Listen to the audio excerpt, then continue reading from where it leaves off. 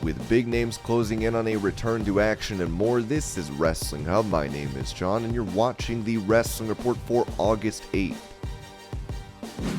Before we get into the rest of the video, make sure you subscribe to Wrestling Hub and turn on all notifications to stay up to date with everything in the world of pro wrestling. Also, don't forget to follow us on Instagram at Wrestling Hub Official and follow us on Twitter at Wrestling_Hub.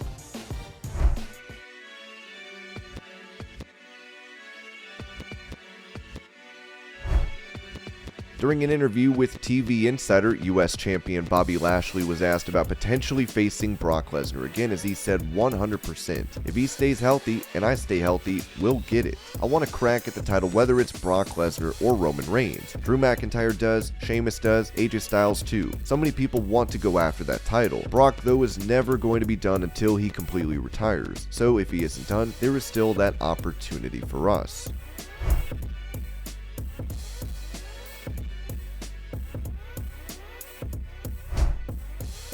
Talking about the hush money scandal that led to Vince McMahon stepping down as chairman and CEO of WWE, Chris Jericho admitted that he thought McMahon would make those allegations disappear. 40 years plus of wrestling and Vince McMahon synonymous and then done. That quick.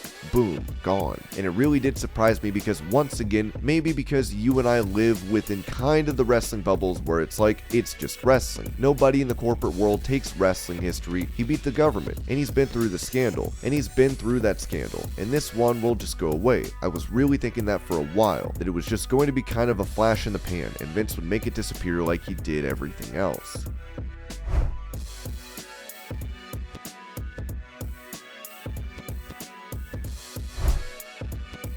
Talking to Lucha Libre Online, Ric Flair touched on his retirement match from StarCast where he teamed with Andrade to take on Jeff Jarrett and Jay Lethal, saying, "I'm very happy with it. I needed to give it one more shot. I feel like it didn't go out the right way, and to have the relationship now that I do with Andrade, with Charlotte, to have a son-in-law like him to be a tag team partner, for him to tag with me at this time, and have the whole family there and his family, who I've gotten to know well, watched it from Mexico, it was big for all of them. It was especially big for me, because my entire family was there, and the only person to get an opportunity to do that twice, once in 2008 with Shawn Michaels at WrestleMania, and now with my son-in-law in Nashville. It was big."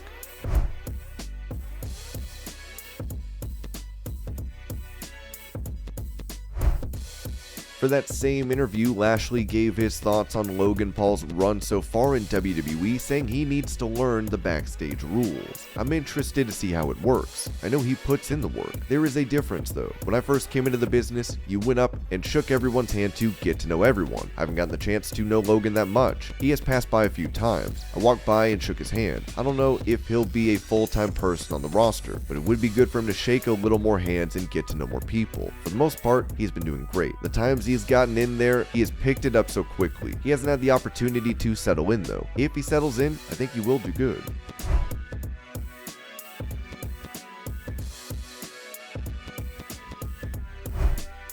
While it has not been indicated that the company is actively seeking him out, Dave Meltzer mentioned how WWE may have interest in AEW star Takeshita, a year or so, enough time to make him something. He's living here, but even if he goes back, they can bring him in anytime they want. It's not like he'll be here for a year and then they can never use him again. So the fact that they don't have him under a 5-year deal or anything like that shouldn't be incumbent on how they use him. I don't know what his deal is with DDT. WWE, if he doesn't have a full-time deal somewhere, WWE is looking for a big Japanese guy as we speak.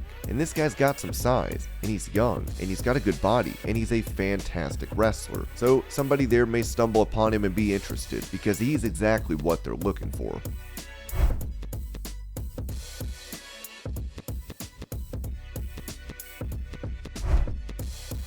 with Miro previously liking a tweet in regards to him having been booked better by WWE than AEW, Andrade has now done the same, as he liked this post from a fan. Tony Khan: so, you signed Miro to AEW away from rival organization just to have him do what exactly? Didn't think I'd miss the day would come that I miss Rusev Day. He's been used worse with y'all than he was when WWE. Same goes with Andrade. Andrade has not wrestled for AEW since June 22nd, with him last competing at Ric Flair's final match at StarCast.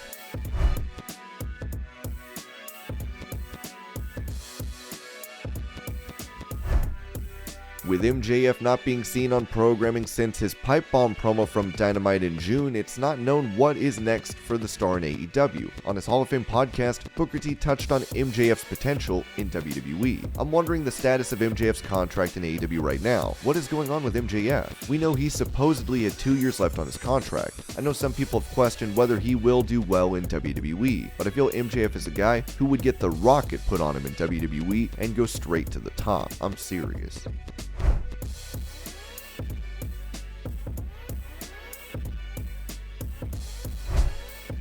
Recalling his Firefly Funhouse match against Bray Wyatt at WrestleMania 36, John Cena said at Comic-Con Wales that he was concerned going into it. I think I really leaned into the creativity of what we were able to do.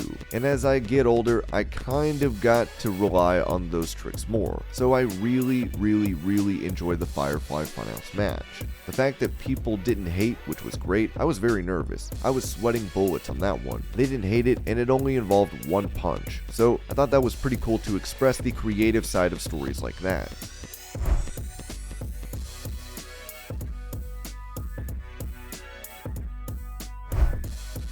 Taking to Twitter, former WWE star Bray Wyatt, who many think might make a return to the company given the shakeup in creative, posted a cryptic message which reads, "Wrestling is not a love story. It's a fairy tale for masochists, a comedy for people who criticize punchlines, a fantasy most can't understand, a spectacle no one can deny. Lines are blurred, heroes are villains, budgets are cut, business is business. But it can also be a land where dead men walk, where honor makes you elite, where demons run for office, and rock bottom is a reason to rejoice. Woo, it's an escape, a reason to point the blame at anyone but yourself for 2 to 3 hours, an excuse to be a kid again, and nothing matters except the moment we are in. Wrestling is not a love story, it's much more, it's hope. And in a world surrounded in hate, greed, and violence, a world where closure may never come, we all know a place that is hot and cold hope on tap, for better or for worse." A fan would criticize the post, writing cryptic ass meaningless doo-doo, but people are gonna lap it up. I wonder if all the casuals are gonna get those references though. Wyatt responded, "It's not meant to be cryptic. It's a reminder myself and others that need reminding just how special this business is, and how lucky we are to have it. Put your microscope and biases aside and read it again. Hashtag doo-doo."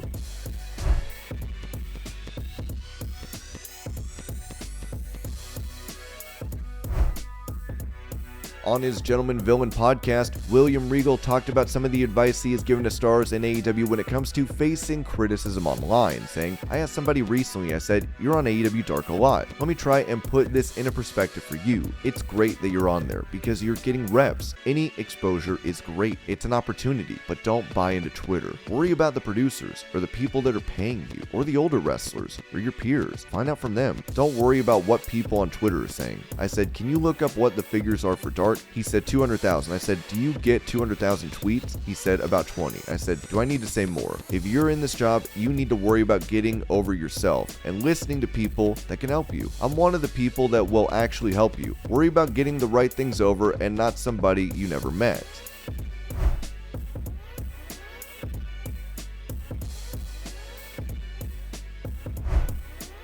Talking about how she transitioned from a manager to wrestler in WWE, Lana told Renee Paquette on the sessions that the bottom line is Vince McMahon wanted me to wrestle. Vince called us into the office, and this was after Miro and her had split up because he was adamant. He was like, "You cannot be with Rusev anymore." When the "We Want Lana" chant started, he was like, "That's it. You have 2 choices. We can either do a relationship story, or you're going to have to go back down to NXT to learn how to wrestle." I was like, "I'll do a relationship story. That's cool." So that started. And then a month and a half in, he brings Summer Rae in. We had no idea. And Miro's like, "Why? What's happening?" And he's like, "Well, we're going to have a match." And Miro didn't want me to wrestle. He's very old school. And then he marries me. God bless him. Yeah, he's very traditional. And he's like, he just gets worried. He doesn't want me to get hurt. Lana would then reveal advice she received from Triple H and Stephanie during her time with the company. Triple H told me, "Never stop training." So that whole year, I had been training, getting in with Fit, getting in with Goldust. Triple H was like, "Trust me. One day Vince is going to wake up and be like, well, it's time for Lana to have a match. Let's do it." He's like, "You want to be ready." Then I talked to Stephanie, and Stephanie is like, "At the very least, know how to bump, know how to take falls, know how to take basic hits."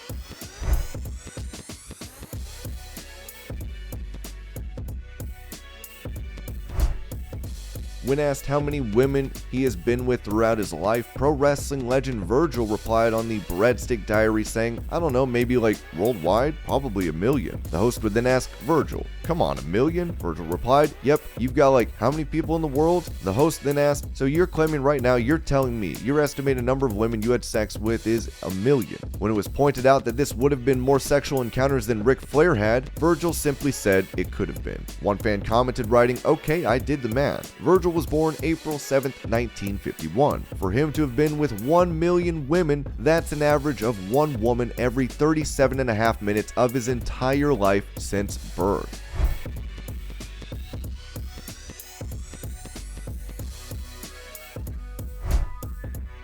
AEW champion CM Punk has been out of action after suffering an injury to his foot. Following a successful procedure, he was recently seen this past weekend at C2E2 without a boot on. He did not require any help walking around, as it seems he could be nearly healed and ready for a return to action.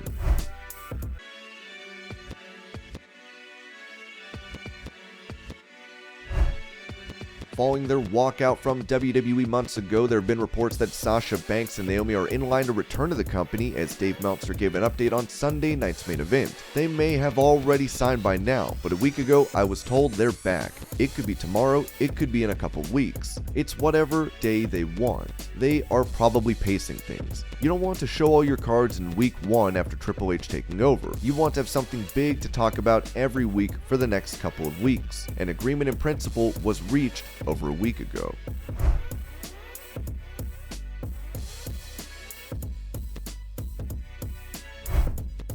Back in April at a WWE live event, Roman Reigns would call out his cousin The Rock, with many thinking this bout could take place at WrestleMania. Speaking about the potential for him to make a comeback, Dave Meltzer noted on Wrestling Observer Radio, "It's the plan. It's 100% the plan for this year at WrestleMania 39. But the idea is it's the plan if he can do it. We're still months away, months and months away. So many opportunities and things like that may come up that are far more important than WrestleMania." And this was your pro wrestling news update. I hope you're all having a great day. Thank you so much for watching, and I'll see you later.